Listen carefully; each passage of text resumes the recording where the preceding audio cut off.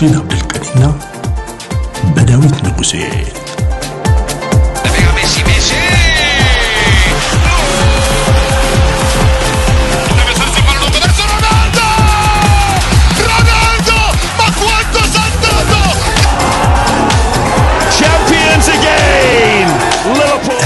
HD Sports ሰላም አድማጭ ተመልካቾች እንዴት አላችሁ? HD ስፖርት ጀምሯል። ለተሰኘው ፕሮግራማችን ነው። ለአንድ ሰዓት ቆይታ እናደርጋለን በተወዳጁ በስራት FM 101.1 እንደዚሁም ደግሞ በHD ስፖርት ዩቲዩብ ቻናል የዛሬው ፕሮግራማችን ወደ እናንተ ይደርሳል። የተለያዩ ጉዳዮች ይነሳሉ። በተለይም ደግሞ በእንግሊዝ እግር ኳስ ይሄ እንግዲህ መጋረጃው የሚገለጥበት አመቱ እንደጀመረ የሚያሳዩበት የኮሚኒቲ ሺልድ የኤፍኤ ኮሚኒቲ ሺልድ ጨዋታ ትናንት ተደርጎ ነበረ። አርሰናል ፍጹም በሆነ ብልጫ ጨዋታውን አሸንፎ ዋንጫውን አሳክቷል። እውነት ይሄ ጨዋታ የወደፊት የክለቦቹን መልክ የመናገር አቅም አለው እና ደግሞ ቡድኖቹ ላይ የተመለከትናቸው ጠንካራ ጎን ደካማ ጎን ምንድነው የሚለውን ጉዳይ ዛሬ ከጨዋታው ውጪ ያነሳን ቆይታ የምናደርግ ነው የሚሆነው። አብራችሁ እንድትቆዩ በማክበር እንጋብዛለን። አድማጭ ተመልካቾቻችን የኤችዲ ስፖርት ዩቲዩብ ቻናልን ሰብስክራይብ አድርጉ፣ ላይክ አድርጉ፣ ሼር አድርጉ፣ ለሌሎችም እንዲደርስ አድርጉልን፣ ተባበሩን የሚለው የአክብሮት የዘውትር ግብዣችን ነው የሚሆነው። ዛሬ ለሁለት ነው ቆይታ የምናደርገው። ባለፉት ቀናት እኔ ብቻዬን እየመጣው ነበረ። ዛሬ ልክ ባለፈው ባስተዋወቅኩት መሰረት ከሁሴን ጋር እንመጣለን ብያለሁ። ከሁሴን ጋር መተናል። ሁሴን ኢትዮጵያ ነው ያለው። እኔ ከዚህ ከሀገር አሜሪካ ከሲያትል ከተማ ቆይታ እናደርጋለን ለአንድ ሰዓት። ሁሴን እንዴት ነህ? ሰላም ነው ወይ ብያለሁ። እንዴት አለ? ሰላም በአካል ታዲያስ እንዴት ነህ? ሁሉ ሰላም ታዲያስ? ሁሉ ሰላም ነው። ሙቀት ሲያትል ሙቀቱ የሚገርም ይሄ የሚያማርር ሰው ብዙ የለም። አሪፍ ነው። ሌሎች ከተሞች ላይ ምናምን ሄደው የሚመጡ ሰዎች በብዛት ታገኛለህ በስራ አጋጣሚ ምናምንና የሲያትልን አየር በጣም ወደውታል። ለአንተ መመለሻ ቀርቧል። ጥሩ አየር እየጠበቀ ነው ልልህ ነው። በጣም ከዚህም ስመለከት ጥሩ ነው። ምልህ 23 24 ይላል እና ብዙም ጠንከር ያለ ሙቀት የለም። በአውሮፓ ግን በጣም ምልህ እህቴ ከፈረንሳይ መታለች እና ስትነግረኝ በጣም ኃይለኛ ነው። ፓሪስ ሙቀቱ በጣም ኃይለኛ እስከ 34 35 36 ድረስ ይሄዳል። እስከ 38 አንዳንዴ ይሄዳል ስትለኝ በጣም ገርሞኛልና ምን ያህል የአየር መዛባት በቃ እንደው ዓለምን ምን ያህል እያናጋው መሆኑን ትመለከታለህ። እዚህ አዲስ አበባ ደግሞ አሁን ክረምት ነው አክቹአሊ ነሐሴ እንግዲህ እንደውም የሐምሌ ዝናብ የነሐሴ ዝናብ ይባላል የሚል ዝናቡ ይባላል አይደለም ግን ይዘንባል። ግን እንደ እኛ አይደለም ብዙዎቹ የሚነግሩኝ ብዙዎቹ 15 ቀን በፊት ብዙ አይዘንብም ነበር አሉ። አሁን እንደውም የጀመረው ነው የሚሉኝ። ዝናቡ ብዙም በአንጻሩ ማሰብ እዚህ ደግሞ ዝናቡን ብዙም አይደለም። ኦፍ ኮርስ አሁን ይህን ሳምንት ሲዘንብ አይቻለሁ። ግን ያው እንደ ሲያትል አይደለም። ሲያትል ጠዋት ከጀመረ ያ ሙሉ ቀን እኛን ሲል ነው የሚውለው። እዚህ ግን ያው አንዴ ይዘንብና ከአንድ ከ30 45 ደቂቃ በኋላ ደግሞ ይተዋል። ያ የኢትዮጵያ አየር ዝናቡ እንደዛ ነው። ይሄ ተፈጥሮ እኮ በቃ አንደኛ እኮ ነው ተፈጥሮ እዚህ። ምን ጥያቄ ከአሜሪካ ከተሞች ደግሞ አሪፍ ከሚባሉት ልትለው ትችላለህ። አሁን የሙቀት ሁኔታ ብዙ ከተሞች ላይ በይሄ ሳን ሆዜ ካሊፎርኒያ ወደ ዲሲ አካባቢ ኢስት ኮስት አካባቢ ያሉት ሰዎች ይነግሩናል ሁሴንና በጣም ከባድ ነው። ስለዚህ ሲያትል አየር ነው እሳት ጭስ አልጀመረም አሁን አለ። የሚገርም ባለፈው ያልኩ ነበር ኖ እንደሱ የለም ግን በቃ ነገሮቹ የሆነ ተቀጣጣይ ነገር መሬቱ ላይ ጣል ካረከው ባለፈው ያልኩ አልነበረ ኦፍ ማይክ እንደሱ አይነት ነገሮች አሉ።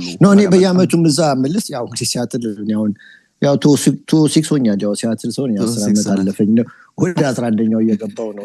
እሺ ሰመር ላይ ብዙ ጊዜ ገብተዋል ይመጣል። በተለይ ከካሊፎርኒያ ከምን ይመጣና አየሩን ይበክለዋል። በጣም ይበክለዋል። ጥንቃቄ አድርጉ ይባላል። ያው ማስክ አድርግ ምናምን እንደም ከገባ ጥሩ አይደለም ለጤንነት እና እሺ ትክክል። አሪፍ አየር እንግዲህ ማሪፍ አየር እየጠበቅን ነው ሁሴን። የጉዳያችንን እንመልከት እንግዲህ ሁሴን። የአርሰናልና የማንቸስተር ሲቲ ጨዋታ ተደርጎ በአርሰናል አሸናፊነት ተጠናቋል። የተጠበቁት ነገሮች ናቸው። ምናልባት የሃላንድ ቋሚ ሆኖ መጀመር ካልሆነ በስተቀር በአርሰናል በኩል ተጠባባቂ የነበሩት በቋሚነት የጀመሩት ተጫዋቾችን ስታነሳ በቅድሚያ የጠበቅናቸው አይነት ነገሮች አሉ። ከጨዋታው አስቀድሞ በነበረ የኤችዲ ስፖርት ፕሮግራማችንም ላይ ሳነሳው ነበረ ወደፊት ያጠቃላይ የውድድር ዘመኑን እንቅስቃሴያቸውን የመጠቆም አቅም አለው ወይ ይሄ ጨዋታ የሚለው ጉዳይ አንስቼ ነበር። የለውም የሚል ነገር አለ። ምናልባት እንደዚህ አይነት ሐሳቦች ሊነሱ የሚችሉት ሲቲ አሸንፎ ቢሆን ኑሮ አርሰናል ይሄ ተጫዋቾቹን ገና ያልጨረሳቸው ነገሮች አሉ። በሲቲም በኩል ደግሞ እንደዚሁ ያልጨረሷቸው ገና ሊያዘዋውሯቸው እቅዳቸው ውስጥ ያሉ ተጫዋቾች አሉ። እነዚህ ነገሮች ከግምት አስገብተን ነበር። ምናልባት አንተም እዚህ ሐሳብ ላይ በመስጠት ብንጀምር፣ ምክንያቱም ወደፊት መልካቸውን ማሳየት ይችላል ብለ ታምን ነበር ከጨዋታው አስቀድሞ የሚለውንና ከዛ አስተላለፉን ምናምን አንስተን በዛ ወደ ጨዋታው እንገባለን። ነው በአካል እኔ በዚህ በፕሪሲዝን ያውን ፕሪሲዝን ላይ ያለ ነውና እሱም በተመለከተ የራሴን የጻፍኩት ጽሁፍ አለ ማቀርብልህ ምነግርህ ነገር ይኖራል የተዘጋጀውበት። ግን አሁን እሱ ላይ ከገባውኝ ይሄን ጨዋታ እንትን ሚስ እናደርገዋለን። እንትኔን ተከታታይነትን የፔጅን ተከታታይነት ይረብሽብኛል። ወደዛ ገብቼ ከዛ ወደዚህ ከዛ ወደ ኮምፕሊኬሽን ይረብሽብኛልና ስለዚህ አሁን መጀመሪያ ስለ ጨዋታውን ጀምረሽ ከዛ የፕሪሲዝን አሁን አንተ የጠየቀኝ መልስ እዛ ላይ ታገኘዋለህ። እኔ ሰፋ አድርጌ የራሴን ማቀርበው ዘገባ አለኝ ለማለት ነው። ምርጡን አርሰናልን መቼ ነው የምናየው ብለው ጠይቀውት ነበረ አሰልጣኝ ሚካኤል አርቴታን ከጨዋታው አስቀድሞ በነበረ ጋዜጣዊ መግለጫ ላይ ሁሴኖ ምን ጥያቄ አለው? ከእሁድ ዕለት ጀምራችሁ ነው የአርሰናልን ቤስት ቨርዥኑን የምትመለከቱት የሚል ሐሳብን ሰጥቶ ተመልክተን ነበረ እና እንግዲህ ያን ነገር አስመልክቶናል ተብሎ ሊታሰብ ይችላል። አንዳንድ ተጫዋቾች በግዢ ወደ ቡድኑ የመጡ ደግሞ ከጉዳት ጋር የተቸገሩ የቡድኑ አምበል ማርቲን ኦዴጋርድን ጨምሮ በጣም ምርጥ የነበሩበት በተለይም ደግሞ የክሪስቶስ ዞሊስ በአሲስቶች የተሳተፈበት እንቅስቃሴው አንዳንድ ነገሮች የሚገርም ጅማሬው እንደው በጣም ጥሩ የሚባል ነው። ካስታወስክ ሙድሪክ ወደ ቼልሲ መጥቶ ሊቨርፑል አንፊልድ ሮድ ላይ እንዴት ምርጥ 20 ደቂቃዎችን አስመልክቶ እንደነበር ታስታውሳለህ። ከዛ በኋላ እፍት ነው ያለው። ይሄኛው የመጀመሪያው ጨዋታ ላይ እንግዲህ ምናልባት የፉክክር ልትለው የምትችለው ይሄኛውን ጨዋታ ነው። እስካሁን ባሉት የቅድመ ውድድር ጨዋታዎች ነው ምርጥ እንቅስቃሴን አሳይቷል። አርሰናሎች ገና ግብ ማስቆጠር የጀመሩበትን 24 ሰከንዶች ምናምን ስትመለከት እንደዛ ነገሮች አሉ። ግን አስተላለፉ ላይ ምን መልክ ነበረው እና ደግሞ ጨዋታው እንዴት ነበር የሚለውን ካንተን እነሳና እንግዲህ ይሄ ኮሚኒቲ ሺልድ የሲዝኑ መክፈቻ ጌም ነው አንተ እንዳልከው። ስለዚህ ከእረፍት መልስ እንደመደረጉ የምልህ የብዙዎችን ሀሳብ ሊገዛ ይችላል። ግን ኮሚኒቲ ካፕ እስከሆነ ድረስ እንደ ሌሎቹ ትላልቅ ዋንጫዎች ትልቅ ቦታ አይሰጠውም። አሁን እንደ ኤፍኤ ካፕ እንደ ፕሪሚየር ሊግ ኢቨን እንደ ኦፍኮርስ ቻምፒየንስ ሊግ ትልቅ ነው። እንደነሱ ኢቨን አራተኛው ነው እንደ ካሊ ካፕ እንኳን አትሰጠውም፣ ትልቅ ቦታ አይሰጠውም። ግን ትላንትና ዝግጅቱን ለተመለከተ ይህ አባባል ውድቅ ያደርገዋል ለኔ እንደ ትላንት እንደተመለከትኩት። ኦፍኮርስ ፔፕ ጋርዲዮላ እንደዚህ አይነት ውድድር ላይ ተደጋጋሚ ይቀርቧል፣ ሲጨናነቅ ትመለከተዋለህ። ይህንን ዋንጫ ማሸነፍ እንደሚፈልግ ትመለከታለህ ፔፕ ጋርዲዮላ እና ኦፍኮርስ ጋርዲዮላ በጣም ይጨናነቃል። ለቁጥር ለስታት በጣም ይጨናነቅ አሰልጣኝ ነው እና ለራሱም ሲቪ በጣም ትልቅ ቦታ ስለሚሰጥ ይሄም ተጽዕኖ አድርጎበት ሊሆን ይችላል። ግን እሱ ብቻ ሳይሆን ዛሬም እሱን የተኩት ጣሊያናዊ አሰልጣኝም ተመሳሳይ ነገር ነው የተመለከትኩት። አንተ አሁን የሃላንድን መግባት ያልተጠበቀ አልክ እንጂ በቃ ኦልሬዲ እነሱ ወስነዋል። አሁን አሰላለፉ ውስጥ ተመለከት። እንደውም እኔ የገረመኝ የፎደን መግባት ነው መሀል ላይ እንጂ የፎደን መግባትና የሸርኪና የጌይ ቤንች መሆን የገረመኝ እንጂ አልገረመኝም። ሃላንድ አልገረመኝም። በአንጻሩም አርቴታም ቢሆን ትላንትና ሲሪየስ ሆኖ መግባቱን በደንብ ይታያል። አሰላለፍ ውስጥ ተመለከት እና ላይን አፑን ስታይ ሲሪየስ ናቸው ሁለቱም ቡድኖች። ኦፍ ኮርስ አሁን በዚህ ጊዜ በፊት ምልህ አንዳንድ ጊዜ ዋንጫዎች የተለያየ ሌብል ይሰጣቸው ነበር፣ ክብር ይሰጣቸው ነበር። በእኛም በተመልካቹ እዚህም በእኛ ሀገርም ነው ማለት ለምሳሌ አርሰን ቬንገር ሲባረሩ የኤፍኤ ካፕ በእንግሊዝ ፕሪሚየር ሊግ ኤፍኤ ካፕ ባለ ሪከርድ ናቸው። ግን የእንግሊዝ ሚዲያ ምን ያደርጋሉ? ምን ዋጋ አለ? ኤፍኤ ካፕ እኮ ተራ ዋንጫ ነው፣ ፕሪሚየር ሊጉን ስለማያመጡ እያለ ተጽዕኖ ፈጥሮባቸው አንዱ ለሳቸው ኃላፊነትና በድጋፊና ለሳቸው መካከል ክፍተት የፈጠረው አንዱ ምክንያት ይሄ ነበር እንደምታውቀው። አሁን ግን ከቅርብ ጊዜ ይሄን 4-5 ዓመታት ግን አይደለም ኤፍኤ ካፕ ትንሹ ምንድነው ኤምሬትስ ዋንጫ ካሊካ ትንሹ ዋንጫ እንኳን አራተኛው ዋንጫ ትልቅ ቦታ ተሰጥቶታል። አሁን ትልቅ ቦታ ተሰጥቶት ትመለከተዋለህ። እና ስለዚህ የዋንጫ ትንሽ የሌለበት ጊዜ በተለይ ደጋፊው መጽናኛ ያደርገዋል ዋንጫው።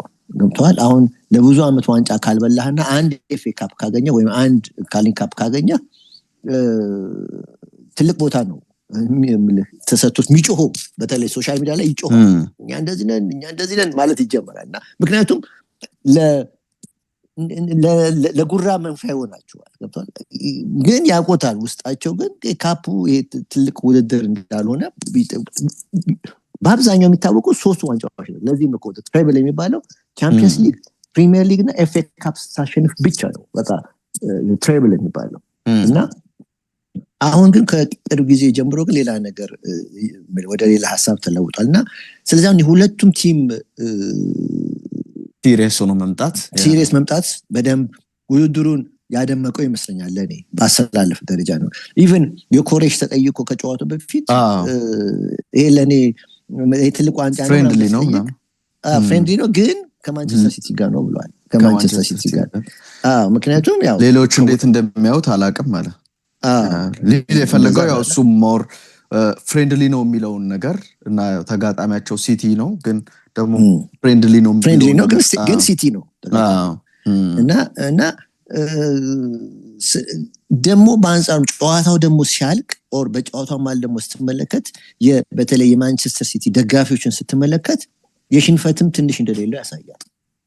ኦፍ ኮርስ ጎሉ በስቷል ማንቸስተር ሲቲ ላይ ማለት 3-0 ጎሉ ሰፋ በጣም አትሊስት 1-0 ቢያልቅ ምንም አልነበረም። ግን አሁን 3 ጎል በዛ እንደገና ዶሚኔሽኑ በደንብ ታየ። ስለዚህ አሁን ይሄ ለተሸናፊ ቡድን ጥሩ ስሜት አይሰጥም እና ይሄ ነው ምልክና ከዛ ውጪ ግን እንደው ስትመለከተው በአጠቃላይ አርሰናል የበላይነት ነበረው ምልህ ድሉ ይገባዋል ብለህ እንድትሄድ እንድትደመድም ያደርግሃል። እና ከላይናፑን ስትወስደው ግን የአንተ ሃላንድ አልክ ለእኔ ግን ሲሪየስ ቲም ነው በቃ ስመለከተው። እና ምናልባት የኮሬሽን ቤንች ማድረጉ በአርሰናል በኩል ገርሞኛል። ሃቨርትስን መጠቀሙ ማዱዌኬን እና ዞሌስን መጠቀሙ ግን ከዚህ በኋላም አይመስልም እንደው ነው። እኔ አሁን ሃላንድ ማነው ሃቨርትስ ጤናማ እስከሆነ ድረስ የአርቴታ ቀዳሚ ምርጫ የተለየ ነገር የማይፈጠር ከሆነ በስተቀር ኢቭን በትልቁ የቻምፒየንስ ሊግ ፍጻሜ ጨዋታም ጭምር ያስመለከተን ካይ ሃቨርትስን ቋሚ አድርጎ ነውና ምናልባት የካይ ሃቨርትስ የጤና ሁኔታ ካልሆነ በስተቀር አርቴታ ከዚህ በኋላ ቋሚ 11 ሲያወጣ ካይ ሃቨርትስን የፊት መስመሩን እንዲመራ የሚያደርገው ይመስለኛል እየተመለከተን ባለው አካሄድ መሰለኝ። ፕላስ ደግሞ በሲዝኑ መሃል በየጨዋታው ደግሞ የሚፈጠረው ሙድ አታውቀው። እሱን ስታርቲንግ ላይንአፕ ውስጥ ከቶ እንትናን ማነው ሃቨርትስን ያ ቤንች አድርጎት ቤንች ገብቶ 15 ደቂቃ ስሎስኩል ሁለት ጎል ካመጣ የሚቀጥለው ጨዋታ ላይ ቋሚ የሆነ መጀመሪያ ድል ያሰልፋል። ስለዚህ እንደዛ ነገር ለአንድ ፖዚሽን 2 እና 3 ተጫዋቾች እስካለ ድረስ ፉክክሩ ይኖራል። ይሄ ደግሞ ተጠቃሚው ነው አሰልጣኙና ቡድኑ ነው። እና ይሄን ነው ምስል እንደ ቅድሚያ ከጨዋታው በፊት ምን ልነግርህ የምችለው የመጀመሪያው ጎል ካየኸው እንደው አንዳንድ ሪፖርቶችን እያየው ነበረና 23 ሰከንድ ላይ ካይ ማነው ካላፊዮሪ ግቡን አንተ የሚመች ተጫዋች ግቡን ሲያስቆጥር እንዴት በቃ የቲሙ እንቅስቃሴ በተለይም ደግሞ በሰውነቱ ስኬሊ ያመቻቸበትን ሁኔታ ስታይና ቪዥኑ በጣም የሚገርም ነበረ። የኩሳኖቭ አይተዋል የመስመር ተጫዋቹን የያዝ ወይንስ የመስመር አጥቂውን በጣም ግራ የተጋባበትና መሀል ላይ ሲዋልል ክፍተት እንዲፈጠር የሆነበት አጋጣሚ የተመለከትንበት እንቅስቃሴ ነበርና በጣም የሚገርም ይሄ የቡድን አይነት ጎል ነው። እንዲህ ወረራውን ታዋለ ፍጥነቱን ቶሎ ለመጀመር የሆነ አንዳች ነገር ከጅማሬው ጀምሮ ለማድረግ በአርሰናል በኩል ይሄ የኃይል ሚዛኑን በደንብ ከፍ አድርጎ የመንቀሳቀስ አይነት ነገር ተመልክተናል። ያኛውም ግብ ያስገኘላቸው ነበር። ጨዋታው ምን መልክ ነበረው የሚለውን ጉዳይ እሱን በማንሳት እንቀጥሉ ነው። ባጭሩ ልግለጽልህ። እንግዲህ አርሰናል ምልህ በፕሪሲዝን ጌም ላይ የነበረውን ቲም ለውጦታል ማለት ይችላል። አሰላለፍ ላይ ራሱ አሁን ኦድጋርድን ብዙ እንደዚህ 90 ደቂቃ ሲሰጧት ተመለከተው ነበር። ፕሪሲዝን ጌሞች ላይ ለውጦች አሉ። የሆነ መልእክት አንተን ቅድም እንዳልከው መልእክት ያለ ይመስል እዚህ ላይ ምናልባት ራይስን እና ሳካን ሊጨምር ይችላል። ከዛ ወጥ ግን 85% የአሰላለፉ ይሄ ነው የሚመስለው ሊሆን የሚችለው ብለህ የምትገምተው ግምት ከወሰድክ እና እንግዲህ እዚህ ላይ በተለይ የማርቲን ኦዴጋርድ ፊት መሆን ጎላ ያለ ድርሻ እንዳለው በደንብ አሳይቷል። ያለፈው ዓመት በጉዳት አለመጫወቱ ለዛሬው ፍሬሽነት መገኘት ትልቅ አስተዋጽኦ አድርጎታል። ከተማ ያለፈው ዓመት በአብዛኛው አልተጫወተም። ኦልሞስት 50% ተጫውቷል ለማለት ይከብዳል። በሲዝኑ ማርቲን ገባ ወጣን። ስለዚህ እረፍት እያደረክ ነው ማለት ነው። ትኩስ ነህ ማለት ነው። ብዙ ጉልበት እስካላወጣህ ድረስ ትኩስ ነው የምትሆነው እና ይሄ ሲዝኑ ሲጀመር ኦፍ ኮርስ ወርልድ ካፕ ላይም ታይቷል። ይሄ ትኩስነት ያ ሲምፕተም ነበር። አሁን ደግሞ አንድ ወር አልፎ ደግሞ ተመልሶ መጣ።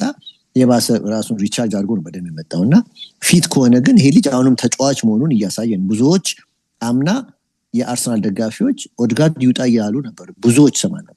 ምክንያቱም ተሰባሪ ሆኗል፣ ፍራጃይል ነው፣ ብዙ አገልግሎት አይሰጥም፣ ሲገባም አቅም የለውም፣ ቶሎ ይጎዳል እያሉ ነበር ታስታውሱ እንደሆነ። አሁን ግን እርግጠኛ ነኝ የትላንቱን እንግዲህ ያው እግር ኳስ መቼም መጨረሻ ሜሞሪ ነው የሚቀመጠውና የትላንቱን የኦድጋርድን ፎርም ለተመለከተ የአርሰናል ደጋፊዎች ዋው ነው የሚሉት። ሲዝኑ እንደዚህ ከቀጠለ ዋው የሚያሰኝ ፎርም ያሳያቸው እና አርሰናል አንተ እንዳልከው ጨዋታው ከተጀመረ ከመጀመሪያው ሰከንድ ጀምሮ ነው እንግዲህ አደገኛ መሆኑን ያሳየው እና ፈጥኖ ጎል በማግባት ጌሙን ቶሎ ወደ እጁ አስገባ። ለዛ ለጎሉ አንተ እንዳልከው የሉዊስ ስኬሊ ክፍተት ማየትና ቪዥኑ የካላፊዮሪ ደግሞ ጥሪው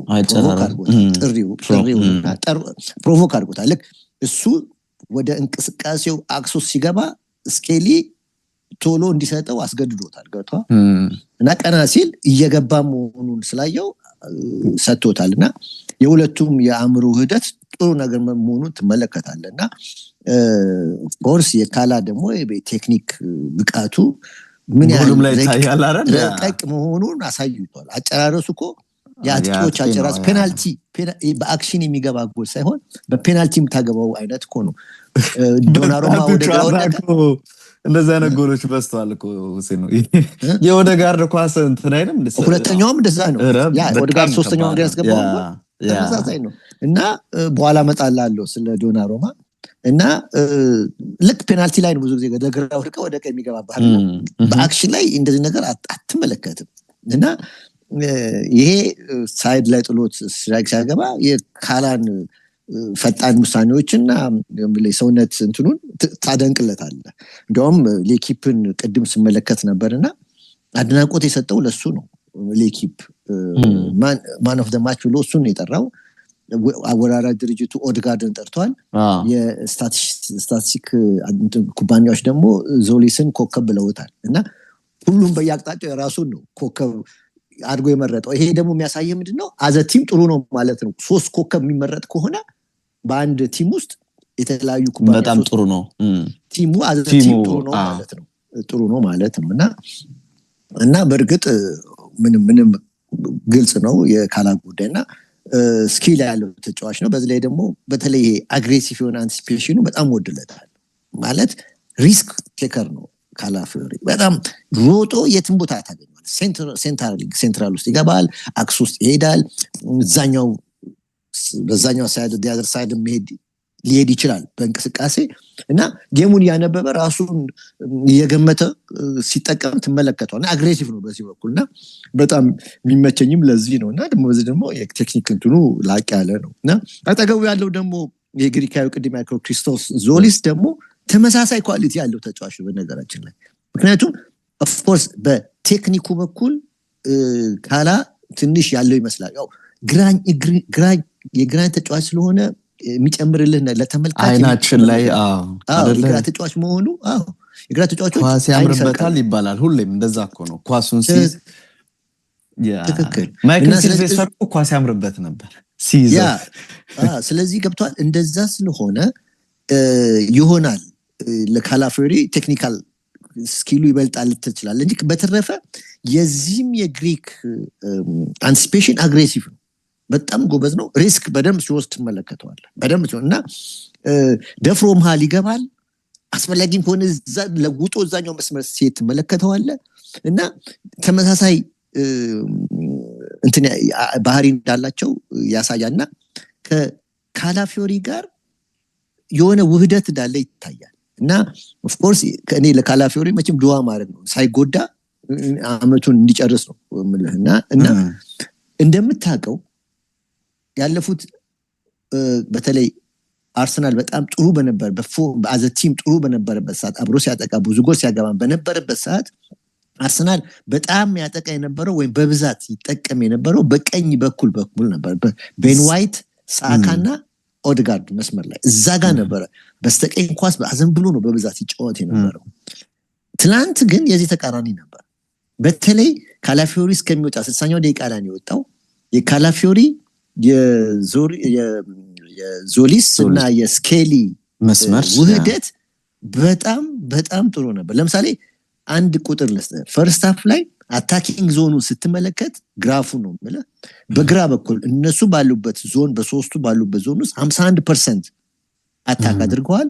ሚድ ላይ 26% አድርገዋል። በቀኝ በኩል ወትሮ በቤን ዋይት በኩል ማለት 23% ብቻ ነው። በትናንቱ ደግሞ እነ ማድዌክ የነበሩበት ቦታ ማለት ነው። ማድዌክ የነበረበት ሰዓት 23% ነው የነበረው እና ይሄ የሚያሳየ ምን ያህል ወደ ግራ በኩል ማዘንበሉ ትመለከታለህ። የሚገርመው ደግሞ በአካል ማጥቃቱ ብቻ አይደለም። ሲቲ በብዛት ያጠቃ የነበረው በየትኛው ሳይድ ነው ካልክ በቀኝ በኩል በሲቲ በግራ በኩል 30%፣ በሚድ 29፣ በቀኝ በኩል 41% ነበር። በዛ በነ ቤን ዋይት ሳይድ ነበር ሲያጠቃ የነበር፣ በነ ዶኩ በኩል ነበር ብዙ ሲረማመድ ነበር።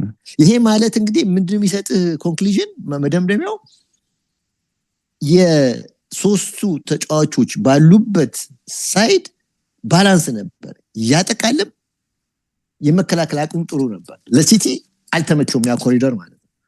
ገብቷል። እና ካላ ከወጣ በኋላ ግን ከ51% ወደ 25% ወረደ። ሳካም ገባ። ማጥቃቱ 25% ወረደ በዛ ዞን ላይ ማለት። ስለዚህ ኳሶች ሞር ወደነ ሳካ መስመር አዘን ብለዋል ማለት ነው።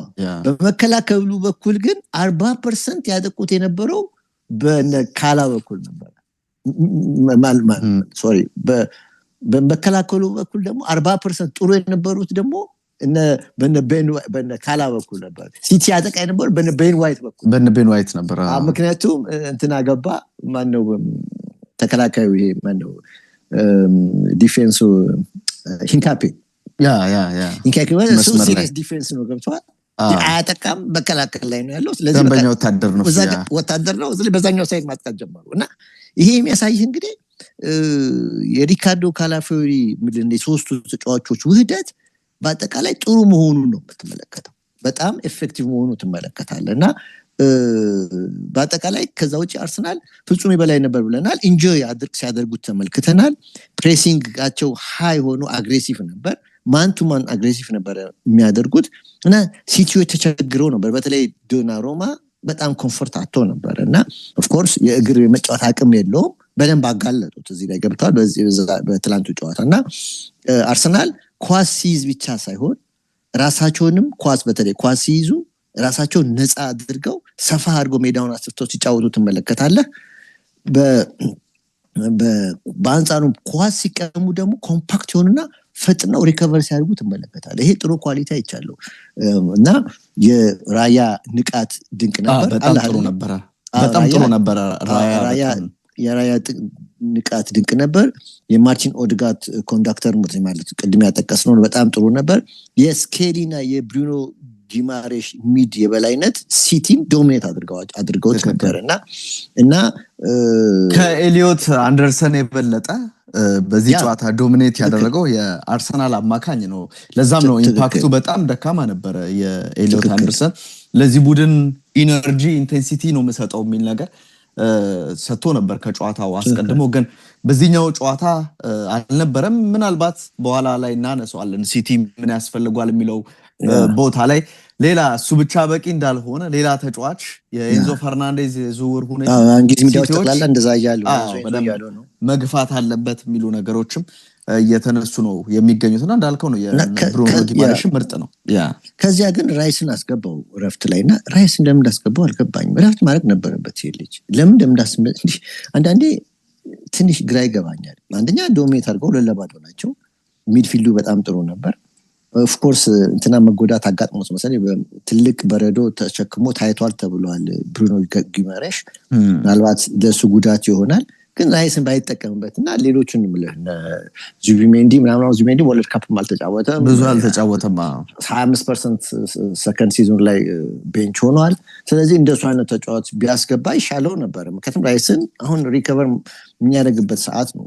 ራይስ በኋላ እገባለሁ በሱ ጉዳይ ላይ በፕሪዝን ላይ ስላለኝ እሱን እንትን እላለሁ። ከዛ ውጪ ግን ያው ራይስና ዙቢሜንዲ አንድ ላይ ነበሩ መጨረሻ አካባቢ።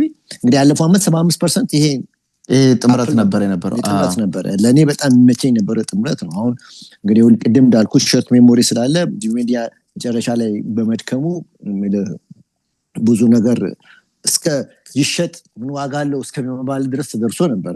ያው ስሜቱ አይነት ስላለ በእግር ኳስ ምን ማድረግ አትችልም። አንዳንድ ሪፖርቶችም እየወጡ አይደል እንደው የሙንዶ ዲፖርቲቮ ሪፖርት ነው ከሆነ አሁን ሪያል ማድሪድ በደም ሲሪየስ ሆኖ የኤንዞም የሮድሪም ጉዳይ እንትን የለውም እየተባለ ነው። ምክንያቱም ያኛው ባርሴሎና ስለመረጠ ሮድሪ ማድሪድ ግዴታቸው ያስፈልገዋል። ስለዚህ የሚሄዱ እድል ሰፊ ሊሆን ይችላል። ከዛ ውጭ እንግዲህ እንደ ማንቸስተር ሲቲን ስትመለከተው በተለይ የሮድሪ ቦታ በደንብ ለክፍተቱ ታይቷል። እንግዲህ የፔፕ መሄድ ምልህ የሆነ ቁልያቸውን እየከፈፈው ነው ይመስለው ስትመለከተው አይደለም። በቃ የሆነ ነገር አለው እና ማሬስካ ላይ ይነበብ የነበረው መጨረሻ ላይ የምታነበው ነገር አለ። ፊታጅ ፍራስትሬሽን ነገር ይታያል። እዚህ ጨዋታ ላይ ብቻ ነው ማሬስካ እጁን በስሜት ነበረ ሲያወራም የነበረው ከእነንትና ጋር ከፖርቹጋሉ ተከላካይ ከዲያዝ ጋር ሲያወራ ሶስት ሆኖ ሲያወሩ አይታል። በስሜት ነበር የሆነ የንዴት ነገር ይታይበታል እኔ እንዳየሁት እና ይሄንን እንግዲህ በቀሪው እንትን ላይ የግድ ማስተካከል ያለበት ይመስለኛል እኔ በዚህ ተጫዋቾች እንዳልከው አሁን ኤንዞም ይሁን ሌላ ሰው ብቻ ያስፈልገዋል እዛ ቦታ ላይ።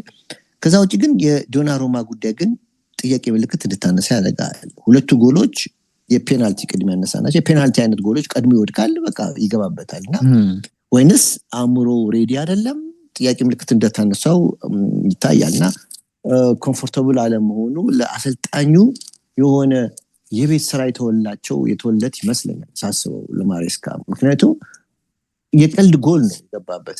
ምንድነው የትምህርት ቤት ጎሎች ናቸው የሚገቡበት። ፔናልቲ አይደለም። አንድ ብትሸወድ ኦኬ ምንም አይደለም። ሁለት ግን በአንድ 90 ደቂቃ ውስጥ ሁለት እንዴት ነው የምትሸወደው? ተመሳሳይ ሁኔታ ወደ ግራስቶል ወደ ቀኝ የገባብህ እንዴት ነው የሚሆነውና አሁን ማርቲን ኦዴጋርድ አልመታውም እኮ ከወደቀ በኋላ ራሱ ጊዜ ወስዷል ለአክሽን ለመውሰድ እና እንዴት ነው ግምቱ ብለህ እንድጠይቅ ያደርጋልና ይሄንን ነው የምልህ። እንግዲህ አጠቃላይ ጨዋታው ከ1968 እንደ አውሮፓውያን አቆጣጠር ያኔ ማንቸስተር ሲቲ ከዌስት ብሮሚች አልቢዮን ጋር በተጫወተ ጊዜ ነበር ጌሙ ተጀምሮ 1 ደቂቃ ሳይሞላ እንደዚህ አይነት ግብ የተቆጠረውና ስንት አመት ማለት ነው ሲሉ በጣም ረጅም አመት በኋላ ፈጣኑን ጎል ተመልክተናል። የሲቲን ጉዳይ ያው የአርሰናልን ጉዳይ ስታነሳው ነበር። እኔ አሁንም ለአርቴታ ይሄ ደስ የሚያሰኝ ራስ ምታት ሊሆን ይችላል ሁሴኖ። አንደኛ የተጫዋቾች ምርጫ ሊሆን ይችላል። ብሩኖ ጊማራይሽ እዛ ቦታ ላይ አለ። ስኬሊ አሁንም በደንብ የዛሬው እንቅስቃሴውን ስታይ ምናምን እኮ ሁሴኖ ከግምት ውስጥ መግባት እንዳለበት በቃ በእርግጠኝነት መናገር አለበት። አሁን አርሰናል 4 ዲፌንሲቭ ሚድፊልደሮች አለው ብለን ነው አይደል ማውራት ያለብን። ስኬሊን ማካተት አለብን እዛ ቦታ ላይ ብዬ ነው የማስበው። ዙቢሜንዲ አለ፣ ራይስ አለ፣ ጊማራይሽ አለ፣ ስኬሊ አለ። ስለዚህ 4 ተጫዋቾች ለሁለት ቦታ ማለት ነው የሚፎካከሩት። ያው እዚህ ጋር ራይስም ታስወጣዋለ። ስለዚህ ከሶስቱ ተጫዋቾች ማንነው ቅድሚያውን ወስዶ የሚጫወተው የሚለው ጉዳይ ነው ለአርቴታ ጥሩ የራስ ምታት የሚሰጠው ይመስለኛል።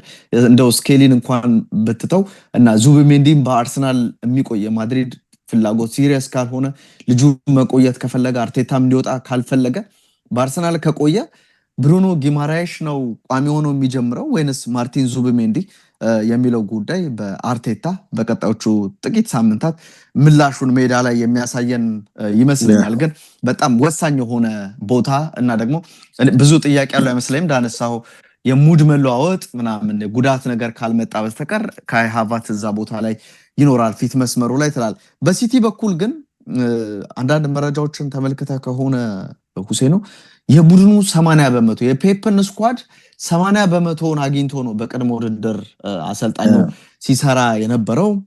ምናልባት ያልነበሩት ተጫዋቾች ብለው ሮድሪን፣ ሃላንድን እነዚህ በዓለም ዋንጫ ረጅም ርቀት የተጓዙ ተጫዋቾች የመሆን ነገር ነውና እንደዚህም ሆኖ ነው አሁን ሲቲ በጣም ተዳክሞ እየተመለከትን እያለ ነው የሚለውን ነገር ሲያነሱ ነበር። የሲቲ እንግዲህ አሁን የኩሻኖቭን የቀኝ ፉልባክ አድርጎ ሊጉ ሊጠናቀቅ ጥቂት ጨዋታዎች ሲቀሩት አንዳንዱ እንቅስቃሴ ላይ እዛ ቦታ ላይ ፔፕ ሲያሰልፈው ፈጣን ነው ተጫዋቹ።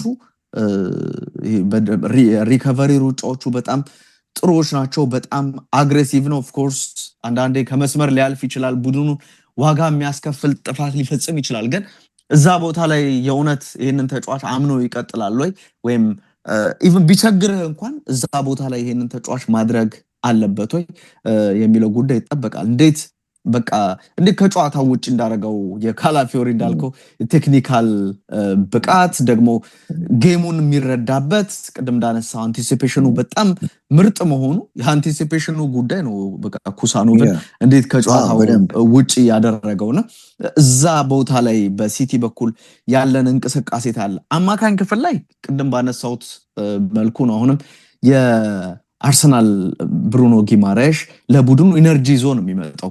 ባለፈው በተደጋጋሚ በፕሮግራማችን እንዳነሳ ነው ኢነርጂ ይዞ ይመጣል። ስለዚህ ያ ኢነርጂ ያ ኢንቴንሲቲ ቡድን ላይ ካለ ተጋጣሚዎች በጣም ነው የሚጨነቁት፣ በጣም ሰፈር ያደርጋሉና ያንን ለመቋቋም የሚያስችል ኢነርጂ ያስፈልጋል ተጋጣሚ ማለት ነው።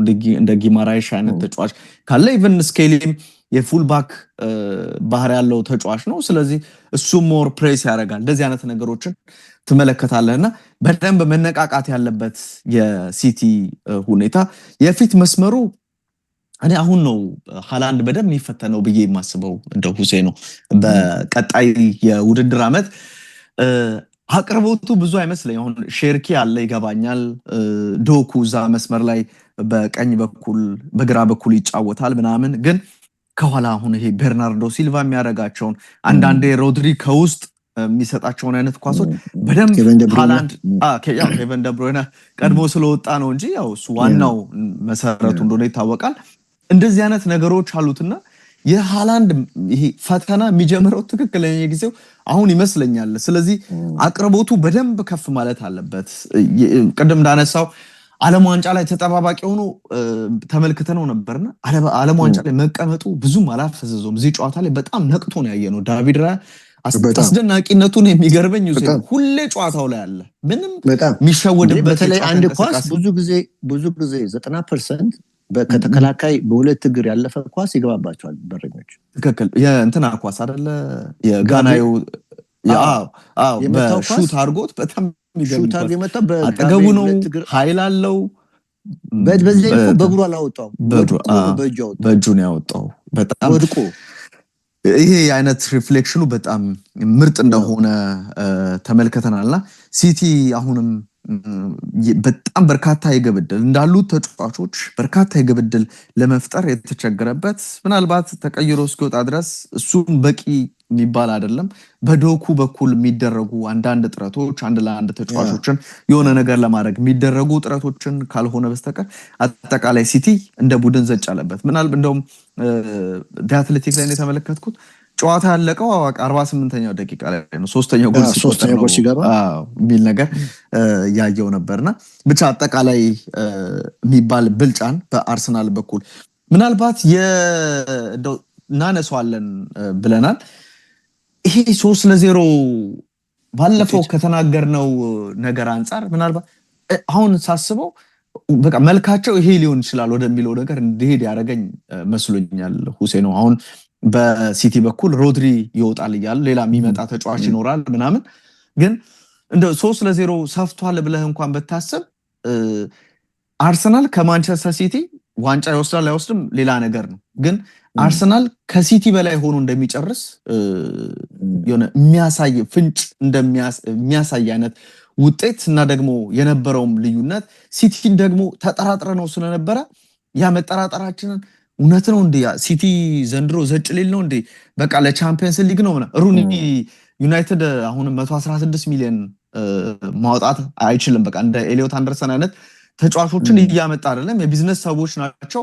ስለዚህ ለዩናይትድ ስኬት አሁንም ቻምፒየንስ ሊግ ቦታን ይዞ ማጠናቀቅ ነው የሚል ነገር ሩኒ ሰጥቶ ነበር። እኔ ከዛ ከፍ ያለ ነገር ከዩናይትድ ምንጠብቅ ይመስለኛል በዘንድሮ ድራመት።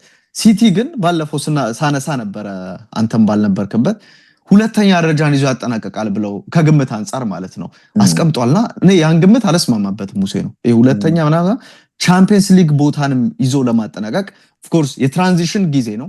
ከፔፕ ወደ ማሬስካ ቀላል የሚባል አይደለም። አንጋፋ ተጫዋቾች በብዛት ለቋል። 1 ዓመት 2 ዓመት 3 ዓመት እያልክ ስትቆጥር የሲቲ ኮከቦች ሲቲን ከፍ ያደረጉት ተጫዋቾች ወጥቷል። ሲቲ አሁን አቨሬጅ የሆኑ ተጫዋቾች ናቸው። ያ ፔፕን የምናውቀው ከአቨሬጅ ተጫዋችነት ወደ ሱፐርስታርነት መቀየር ይችላል። ያንን ያደርጋል። ኤንዞ ማሬስካ ላይ ያለ ብዙ ሲያደርግ አልተመለከትንም። ምናልባት የኮል ፓልመር ወደዛ አይነት መንገድ አምጥቶት ከሆነ እሱን ልናነሳ እንችላለን። ከዛ ውጭ የተለየ አንድ ለአንድ ተጫዋቾችን በኢንዲቪዥዋሊ የመቀየር ነገሮች ላይ ጥያቄ ያለ ይመስላልና ሲቲ አሁን ስታይ ኦማር ማርሙሽን እንዴት ነው በቃ ያኔ ሪያድ ማህሬዝን የተመለከትንበት መስመር በጣም ቅንጦት የነበረው ሲቲ አሁን ኦማር ማርሙሽ ነው እዛ ቦታ ላይ የምትመለከተውና ሲቲ ከጥራትም አንፃር ዘጭ ያለበት ጊዜ ይመስለኛልና ምናልባት የፔፕ ማጂክ በደንብ ይፈልግ ነበር። እኔ ፔፕ 1 ዓመት ቢቆይ ያው አንተ ብዙ ጊዜ ትላለህ ይሄ ያለው ጫና ተጫዋቾችን ኦፍ ኮርስ እንደፈለገ አሁንም የተገዛለት ነው የሚገኘው፣ ግን የነገውን ነገር ከመፍራት አንፃር ሊሆን ይችላል። እኔ ከክብሩ አንፃር ይመስለኛል ቀድሞ የወጣው በቃ ቡድኑን አይቶ የተረዳው ነገር ያለ ይመስለኛል። ነው እሱ በሚፈልገው ልክ ያፎካክሩኛል ብሎ ያለማሰብ ነገር በፔፕ በኩል ኖሮ ይመስላል። አሰልጣኞች እንደዚህ አይነት ነገሮችን ሲያደርጉ ትመለከታለህ። ዚዳን ከማድሪድ የወጣበትን መልኩ ስታይ 3 ቻምፒየንስ ሊግ ከወሰደ በኋላ እንዴት እንደወጣ ስትመለከት ሌሎችንም ቡድኖች ከሆነ ድል በኋላ ለመልቀቅ የሚያደርጓቸው እንቅስቃሴዎች አሰልጣኙ የነገውን ተስፋ ከማድረግ ምናልባት እንደ ወደ ኋላም ሄድ ካለን ሁሌም ምን የማስበው የቻምፒየንስ ሊግ ተሳትፎ ምናምን ትላለ እንጂ ሌስተር ሲቲን ክላውዲዮ ራኔሪ ሻምፒዮን ካደረጉ በኋላ ነው በቀጣይ ዓመት ያ ነገር ስለማይኖር ቢለቁ ልክ ሻምፒዮን አድርገው ቢለቁ ሁሌም የክለቡ ጀግና ሆነው ወይም ህያው ሆነው የሚቀጥሉ ይመስለኛልና እንደዚህ አይነት ነገሮችን የማድረግ ነገር ምክንያቱም እነ ካንቴን ምናምን በቃ ስታጣ ምን ሊፈጠር እንደሚችል ትገምታለና የፔፕ አንቲሲፔሽን የአይነት ነገር ይመስለኛል ሁሴኑና ሲቲ በደንብ ገና የቤት ስራው አሁን ተጀመረ እንጂ ለማለቅ ረጅም ጊዜ ይፈጃል። የትራንዚሽኑ ሁኔታ 1 ዓመት 2 ዓመት ብቻ ፈጅቶ ቶሎ ወደ መፎካከሩ ይመጣል። አሁን በጣም ፈጥነሃል ሊሉኝ ይችላሉ አድማጭ ተመልካቾቻችን፣ ግን እንደዚህ አይነት ስሜት ነው ያለኝ ሲቲን በተመለከተ። የአርሰናል ያው በቦታው 2-3 አማራጮች በቃ ይገርማል። ተቀይሮ የሚገባው ተጫዋች ካለው ጋር ብዙ ልዩነት የላቸውም። የኳሊቲ ነገር ብዙ ልዩነት አታነሳ ምናምንና ባለፈው እንደተባለው ነው ስኬትን የማስቀጠል ደግሞ ቡድንን መገንባት ልክ በፊት ፈርጉሰን ያደረጉት እንደነበረው ቡድኑ እያሸነፈ የሚያሸነፈው ቡድን ላይ ተጨማሪ ተጫዋቾች ቡድኑን የሚያጎለብቱ ተጫዋቾችን ኮምፕለሰንሲ እንዳይኖር በቃ ይሄ የመርካት አሁን በቃ አሸንፈናል ምናምን ብሎ የመመጻደቅ አይነት ነገር እንዳይኖር ለማድረግ ለምሳሌ ቴቬዝ እንዳይዘናጋ ቤርባቶቨን ሩኒ እንዳይዘናጋ ቤርባቶቨን አይነት የሚጨምር አይነት ቡድንን በዩናይትድ በኩል እንመለከታለንና አሁንም ዙቢሜንዲን አይተነዋል እንዳነሳው ራይስ በጣም ጥሩ አመት ነው ያሳለፈው ስኬሊ በመጨረሻ በተሰጠው እድልም ጥሩ ነበር ደግሞ የመዘናጋት ነገር እንዳይኖር ብሩኖ ጊማራይሽን እዛ ቦታ ላይ ታመጣለህ አሁንም የግራ ተከላካይ ማን የግራ አጥቂ ቦታ ላይ አሁንም ተጨማሪ ተጫዋች ለማምጣት ስራዎችን በአርቴታ በኩል እየሰሩ እንዳለ ታያለ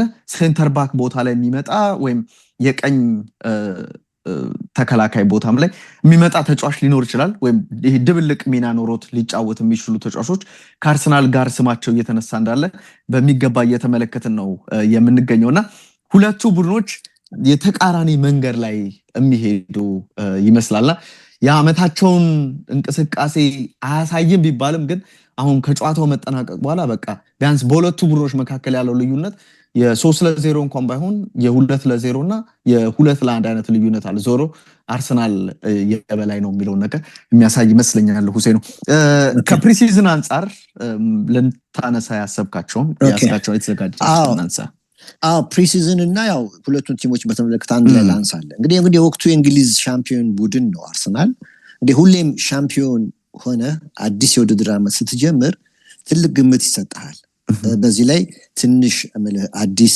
ፊትም ወይም ደግሞ ኃይል ስትጨምር ሁሉም በአንተ ላይ ትኩረት አድርጎ ያነጣጥራል ይሄ ሎጂክ ነው ማለት ህግ ነውና ካቻምና ታስታውስ እንደሆነ ስሎት ከሊቨርፑል ጋር ድል አደረጉ ሙሉ ለሙሉ የክሎፕ ተጫዋቾችን ተጠቅመው ነው ድል ያደረጉት አምና በዚህ ስብስብ ላይ ሁለት ከፍተኛ ኢሳቅን በተለይ ከኒውካስል አመጡ የሌቨርኩዘን ጀርመናዊ ፊትሰን አመጡ ምን ተባለ በቃ ይሄ 300 ምናምን ሚሊዮን አወጡ ተብሎ ሻምፒዮን ናቸው ይሄን ጨምሩበት ኮንክሪቱ ላይ ብረት አርጉበት ማለት ነው አርማታ አርጉት ማለት ነው ብለ ተገመተ እና ሁሉም ለሊቨርፑል ትልቅ ቦታ ሰጠ አወራራ ድርጅቶች ሳይቀሩ ሊቨርፑል ባክ ቱ ባክ አሸናፊ ይሆናል አሉ ስካይ ስፖርትም ሊቨርፑል አርሰናል ሲቲ ቼልሲ ብሎ ገመተ አንተ በቀለበት እንደገመትከው ማለት ነው የዚህ አመት እንዳሳዩ ልክ አንተ እንዳልከው በሳምንቱ አጋማሽ ላይ እንደተናገርከው ማለት ነው ሆኖም ሲዝኑ ሲያልቅ ሊቨርፑል እንኳን ዋንጫ ሊበላ ከቶፕ 4 መግባት ተስኖት በ60 ነጥብ ከቻምፒየንስ ሊግ ውጪ ሆነ አምስተኛ ደረጃ ጨረሰ ከአርሰናል ጋር የ25 ነጥብ ልዩነት ነበረው እንግዲህ 60 ለ85 ነው የጨረሱት 25 ነጥብ ማለት የ8 ጨዋታ በላይ ማለት ነው በ8 ጨዋታ በላይ እና ስለዚህ ከዚህ መነሻ ሁሉም ለአርሰናል ነው ከወዲሁ ሰፊ ግምት የሰጡት ሻምፒዮን ይሆናል በተጨማሪም ተጫዋቾች ገዝተዋል ጋር ሲጀመር ይሆናል ብለው ነው ሁሉ የሚገመት ግን ይህ ለኔ ሊሆንም ላይሆንም ይችላል እርግጠኛ ሆኖ መናገር አይቻልም ምክንያቱም የዘንድሮ ውድድር ከሌሎች ጊዜያቶች የሚለየው የዓለም ዋንጫ መንግስት ነው እንግዲህ በአራት አመት አንድ ጊዜ የሚፈጠር ክስተት ነው እና ዓለም ዋንጫ ላይ ደግሞ በተለይ ቶፕ 4 የሚደርሱ ቡድኖች ማለት ሩብ ፍጻሜ ግማሽ ፍጻሜ የሚደርሱ ቡድኖች አብዛኞቹ የተገዋቀሩት ከታላላቅ ክለቦች ተጫዋቾች ናቸው ለምሳሌ ፈረንሳይ ስፔን አርጀንቲናን ብትወስድ ወይም የአርሰናል የሲቲ የሊቨርፑል ማን ዩናይትድ በጣም ተጫዋቾች አሉበት በደንብ ይበዛሉ በደንብ ይሄ ደግሞ በተለይ ከዓለም ዋንጫ እስካሁን ያላቸውን ረፍት ጊዜ ለአንድ ወር ያነሰ ነው ለዓለም ዋንጫ በኋላ እስካሁን አንድ ወር ረፍት ነው የወሰዱት ለምሳሌ ራይስን ብትወስደው የራይስን ተጫዋች ገና ሲዝኑ አመቱ ሙሉ 75 ጌም ኦልሞስት ያደረገው ለአርሰናል እና ለብሔራዊ ቡድን ጨዋታም ጨምራው ከ75 ጨዋታ በላይ ነው ያደረገው እና ይሄ ተጫዋች እንግዲህ አሁን እንዴት ይሆናል ብለህ ጥያቄ እንድታነሳ ያደርጋል። ስለዚህ ቢያንስ 70 ምናምን ጨዋታ ካያደረገ ተጫዋች 2 ወር እንኳን ረፍት ያስፈልገዋል ወይ ደግሞ ሪትሙን ለመያዝ 2 እና 3 ወር ያስፈልገዋል ኤክሰፕሽናል ተጫዋች ካልሆነ በስተቀር ዝም ብለን ስታስቀምጥ በአብዛኛው ኢን ጀነራል ስትወስድ ማለት ነው። ስለዚህ አሁን በፕሪሚየር ሊጉ 5 እና 6 ቡድኖች ይህ ችግር ሊያጋጥማቸው ይችላል። ከዚህ ውጪ አሁን የፕሪሲዝን ጊዜ ነው። ቡድኖች በጣም ከፍተኛ ኢንቴንሲቲ ያለው ሎድ የበዛበት ልምዶችን የሚሰሩበት ሰዓት ነው። ስለዚህ ሰውነታቸው በእጅጉ ዝሏል። አሁን ከፍተኛ የሆነ የአኤሮቢክ ፊትነስ አላቸው። ተደጋጋሚ የሆነ ስፕሪንቶች፣ ጉልበት የሚጠይቁ ስራዎችን፣ ከፍተኛ ሴሽኖች፣ ድሪሎችን ይሰራሉ በዚህ ሰዓት ታውቃለህ። ስለዚህ አሁን ሎድ ደግሞ በጣም ከፍ ያለ ከሆነ በቂ ረፍት ይጠይቃል። ስለዚህ ወዲያው ውድድር ላይ ስለሚገቡ በብልጠት ማኔጅ ካልተደረገ በስተቀር ተጫዋቾቹ ለጉዳት ይዳረጋሉ፣ ለፋቲግ ይዳረጋሉ፣ ለመድከም ለጉዳት ይዳረጋሉ። እና ዋናው ቁልፍ ፊትነስ እና ፋቲግን ባላንስ ማድረግ ላይ ነው ፕሪሲዝን። ስለዚህ የመጀመሪያዎቹ 5 እና እስከ 8 ጨዋታዎች ከ5 እስከ 8 ጌም ኦልሞስት 2 ወር ማለት ነው በጣም ፈታኝ ናቸው። እና አንዳንድ ቡድኖች የመጀመሪያዎቹ 8 ጌሞች ገደማ ስኬታማ ይሆናሉ። ሲጀምሩ የመጀመሪያ 8-7 ጨዋታ ላይ ውጤታማ ሆኖ እናያቸዋለን። እና ያን ጊዜ ደጋፊዎችም ቡድናችን ቤስ ነው ዘንድሮ ዋንጫ ይበላል ቶፕ 4 ይገባል እያለ እንዲያለም ያደርጉታል። መጀመሪያውን 6-8 ሳምንት ተመልክተው ማለት ነው። ከዚያ ግን ውድድር ውስጥ ጠልቀው ሲገቡ ግን መንጠባጠብ ይጀምራሉ። እና በአንጻሩ የመጀመሪያው 5-6-7-8 ጌም የተቸገሩት ደግሞ ሪትሙ ሲይዙ ስኬታማ ይሆኑና በመቀጠል በሰፊው ሲንቀሳቀሱ ትመለከታቸዋለህ። ስለዚህ አሁን በጠዋት ላይ በተለይ ከ5 እስከ 8 ጌም ድረስ የሚታይ ውጤት በአብዛኛው አርቲፊሻል ነው ይሉታል በእግር ኳስ። የመጀመሪያ 5 እስከ 8 ጌም ድረስ የሚመጣ ውጤት አርቲፊሻል ነው ይላል። በእርግጥ አንዳንዶች ደግሞ ሁለቱንም አዋህደው የሚጓዙ አሉ። ፕሪሲዝን ላይ ጀምረው በዛው ፔስ የሚጨርሱም አሉ። እና ስለዚህ አሁን ፊትነስ የሚያሰሩ ኳሶች ላይ በፊትነስ በጣም ትኩረት የሚያሰሩ ቡድኖች የሚሰሩ ኳስ ላይ የሚያሰሩትና ለሲዝኑ ሲጀመር በኳስ የሚያሰሩ ቡድኖች ሲዝኑ ሲጀመር ቤስ ሆነው ይቀርባሉ፣ ይሾራሉ። በአንጻሩ ፊትነስ ላይ የሚያተኩሩ ቡድኖች ደግሞ ሲጀመሩ ይቸገራሉ። እኔ በአብዛኛው አሁን የስፔንና የጀርመን አሰልጣኞች ይዘው የሚቀርቡት ቡድኖች ብዙ ጊዜ መጀመሪያ 2 ወር ሲቸገሩ ትመለከታለህ በአብዛኛው። ከዛ በኋላ ግን ሲዝኑን በተለይ ከአጋማሽ በኋላ የተለየ በጣም ሃይ ሞቢሊቲ ያለው ኢንቴንሲቲ ያለው ኳስ ሲጫወቱ ተጫዋቾች በነፃነት ሲንቀሳቀሱ ትመለከታለህ። ለምሳሌ ይሄ እየሰማኸኝ ነው አይደል? እየሰማሁ ነው። ፓሪስ ሰን-ጀርመን ወሰደው። ለምሳሌ ፓሪስ ሰን-ጀርመን ለምሳሌ ወሰደው።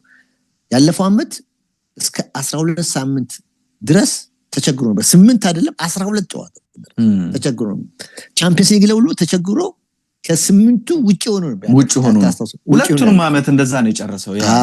ሁለቱንም ዓመት ያለፈው ዓመት በተለይ ወርልድ ካፕ የክለቦች ተሳትፎ ስለነበረ የ3 ሳምንት ጋፕ ብቻ ነበር የነበረው እንደ ቼልሲ ማለት ነው።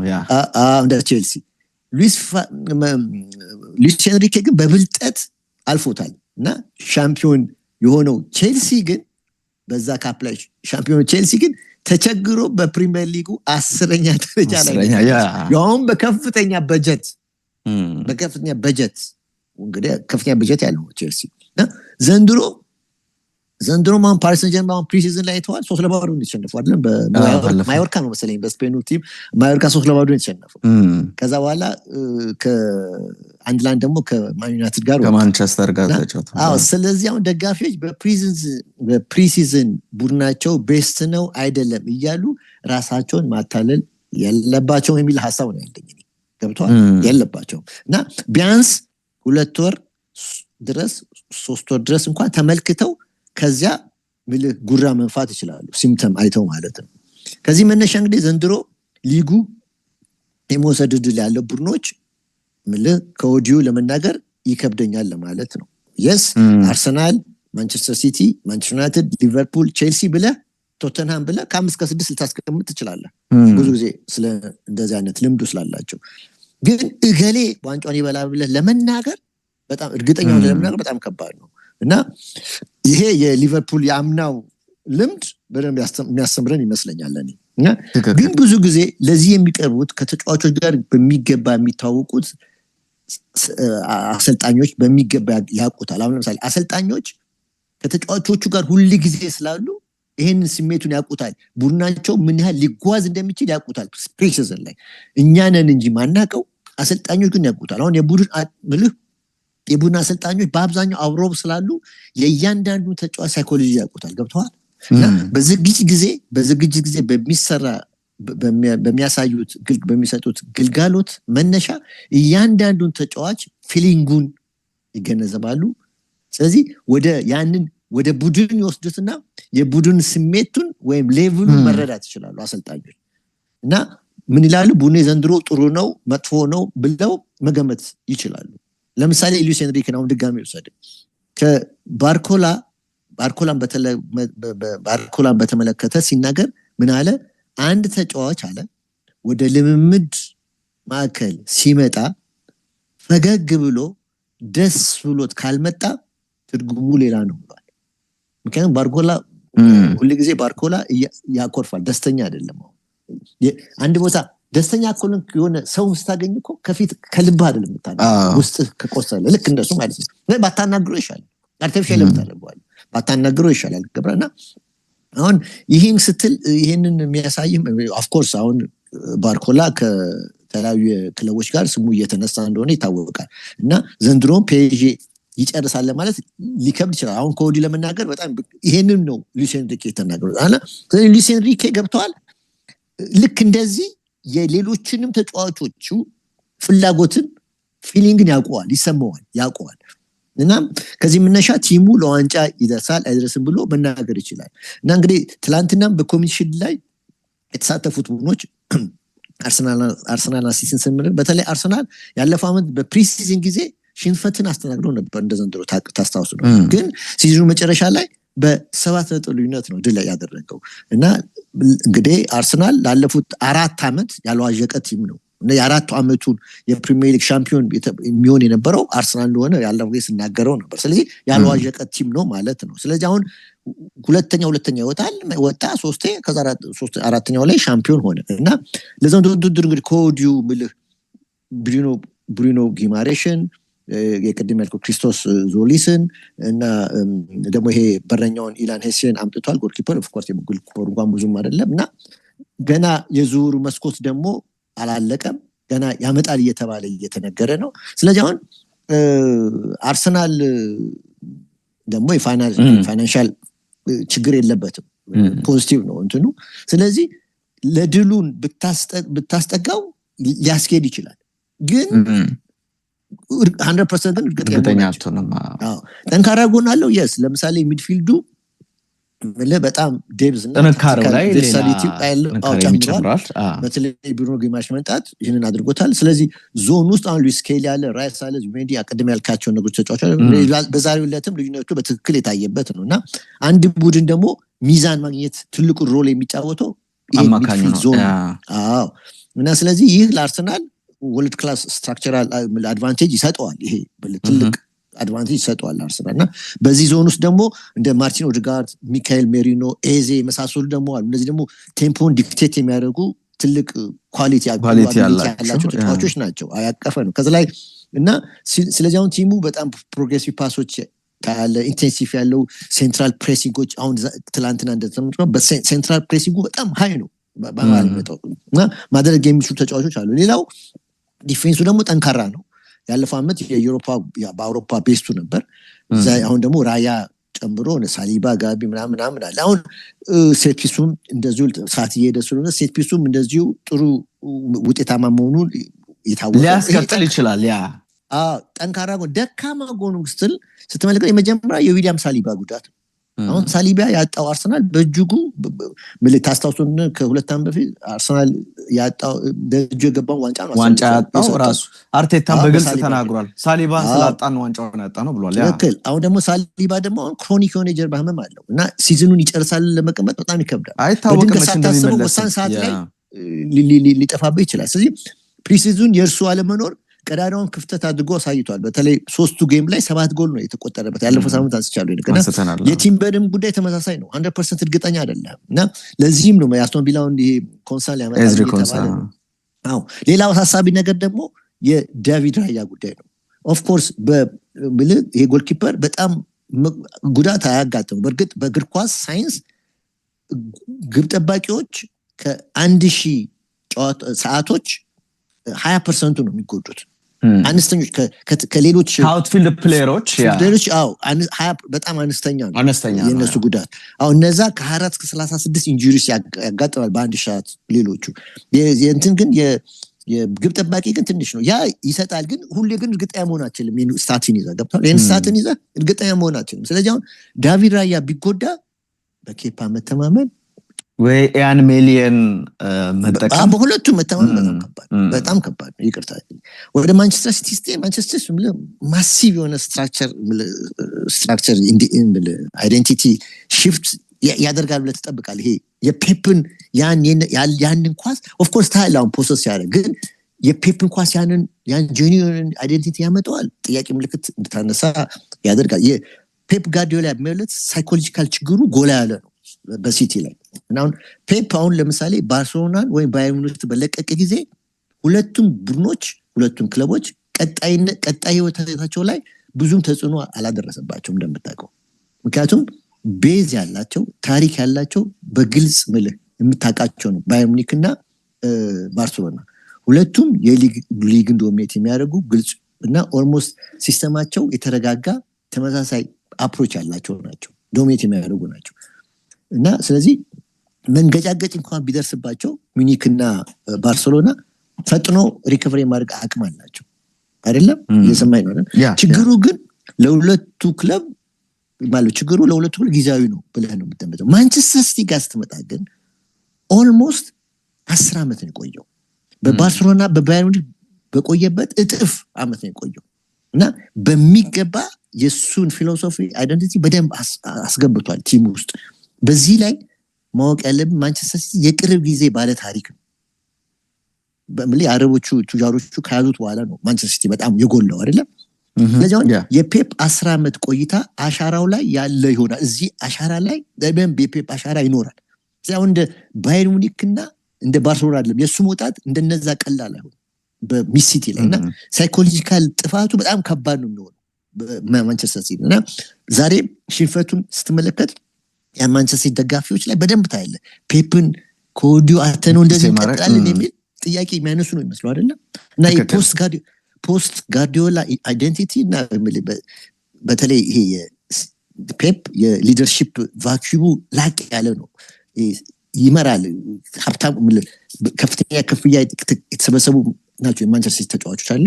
እሱ ያንን የመምራት ካሪዝማ አለው፣ አቅም አለው። ይህ ጣሊያናዊ አሰልጣኝ ማሬስካ ያንን የማድረግ አቅም አለው። ጥያቄ ምልክት አደርጋለሁ። እና ስለዚህ አሁን የዓለም ሻምፒዮን ነኝ ካላላቸው በስተቀር የክለቦች ዓለም ዋንጫና አሳክቻለሁ ምናምን ካላላቸው በስተቀር በዚህ ላይ ደግሞ እንደምትመለከው ዲፌንሲቭ ችግር አለበት። የተከላካይ ክፍሉ ደካማነቱ እየታየ ነው። ኦፍ ኮርስ ዛሬ ተጋልጧል። የዶናሩማ ችግር ብያለው፣ በእግሩ አልመጫው እና ፕሬስ የሚያደርገው ቡድን ከመጣ ዶናሩማ ኮምፎርታብል አይደለም። እንደ ትላንትና ሲቸገር ትመለከቷል። ሚድፊልዱ ላይ ደግሞ ስቴብል ነገር አታልም። በተለይ የሮድሪ ያለመኖ ደጋግመን የሚገርም ሮድሪ አሁን እያወራን ባለንበት ሁኔታ በስተመጨረሻ ማንቸስተር ሲቲ እና ባርሴሎና ተስማምተዋል። ስለዚህ የቀናት ጉዳይ ነው። ሮድሪ መልቀቁ ኦልሞስት ተረጋግጧል በሚባል ሁኔታ ምናልባት እንደው የዛሬው ጨዋታ እንደ ፖዚቲቭ ነገር ከተመለከትነው ሁሴኑ ያለበትን ሁሉንም ክፍተት ለማሬዝ ካሳይቶት ከሆነ